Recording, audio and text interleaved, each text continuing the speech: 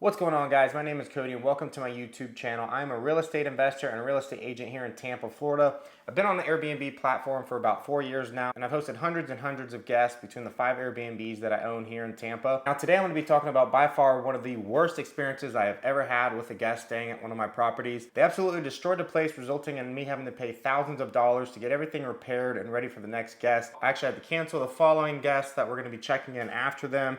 And here's a little bit about the story and how everything went down. Also, before I tell the story, I would appreciate it if you guys would destroy the like button, just like the Airbnb got destroyed, and also subscribe. Helps me out tremendously. Now, unfortunately, while this all happened, I was thousands of miles away in Mexico on a trip in which I was proposing to my girlfriend. Now, this particular guest was only staying one night. Now, this particular property has 3 units, and how this all started was one of the guests staying in one of the other units actually reached out to me saying that somebody was screaming and yelling or sounded like somebody was partying. So what I did was reach out to one of the tenants in the 3rd unit that was actually staying there for about 3 months, who I built up a pretty good rapport with. Asked them if they had heard anything or seen anything that was out of the ordinary. Unfortunately, they were actually staying in a friend's house, but they did mention that on some nights they do hear the neighbors kind of carrying on a little bit, drinking, having a good time. So I really didn't think anything of it. I kind of just went on with my night. And then what happened was the following day, around 11 o'clock, we were actually getting ready to go on an ATV ride through the mountains, and I received a text message from my cleaner which had showed multiple photos of this unit being absolutely destroyed. Now, this unit was a small unit. It was about 400 square feet, only a 1-bedroom, 1-bath with a kitchen area. And when I saw these photos, I was absolutely in shock. There were holes in TVs. There was drywall ripped out. The fans were destroyed. There was doors ripped off. It was absolutely insane that somebody would do this to my property. So, of course, me being thousands of miles away, I'm a little bit in panic mode. I didn't know how I was going to get things ready for the next guest in the amount of time, so I actually had to relocate those guests to a different unit. Now, my girlfriend at the time, which is now my wife, she saw these photos and immediately started crying and freaking out and panicking, but I knew that this particular day was going to be a huge day because it was the day that I was proposing. Between getting everything cleaned up, new drywall, new TVs, new fans, new doors, and everything else that these guys had done, it was all completed within 3 days. And the crazy part is, like I said, I was thousands of miles away in another country, but we still got this all resolved. It looked like nothing had ever happened. We were able to get the following guest in there, checked in, so I didn't lose too much money. Now, for those of you who are wondering how much these damages cost,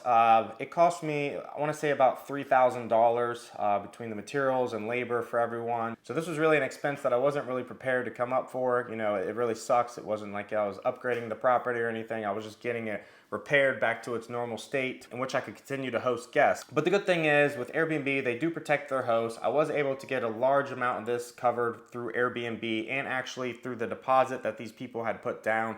Now, to wonder what had happened in this party, I can't even imagine. I actually reached out to some of the neighbors, looked for Ring cameras. I saw people running in and out. They mentioned that there were 75 people in this unit. I don't see how that was any way possible. I think that might have been exaggerated a little bit, but I could see maybe 20 to 30 people because everything was absolutely destroyed. I don't know what was going on here. And once this was all said and done, while we were going through this process, I tried researching this person. They didn't have any reviews. The phone number and their email address, when I had researched it, it actually took me to some fake company out in Italy, which was completely BS. And really, I think they just set up this account to go into a place, have a big party, destroy it, and leave. I tried calling the phone number. It was shut off. Whatever these people were up to, they had some bad intentions, and they came in here to destroy this place, and unfortunately I was the victim of whatever party that they threw there. But again, as I said, this is a pretty quick fix. I didn't lose too much money, but it was upsetting for me to see a property that I worked so hard to buy was absolutely destroyed. But we got everything fixed up. It's currently running and doing well. I haven't had an incident like this since. And this was back in November of 2022. So really, like I said, I mean, I've hosted hundreds and hundreds of people. I've had a few incidents here and there where fortunately the guests were willing to pay me back for the damages that had occurred. But none of these previous experiences were really intentional as the one that obviously happened in this smaller unit of mine. So whether you're new to Airbnb or you currently are an Airbnb host, I strongly advise that you make sure that you have extra cleaners, you have reliable handymen, reliable contractors. That way, if anything like this does ever happen, you can jump on it right away and it won't lead to not being able to host more guests. And if you're wondering, the day did continue. My girlfriend was still a little bit upset by the evening time, but we made her dress up. We were going to a nice dinner, and at that point, it was when I did propose. It was a great evening. Again, we didn't let the destruction of the Airbnb ruin the day. It's a very memorable day for both situations, starting from the morning, the Airbnb getting destroyed, and leading into the evening where I proposed to my wife.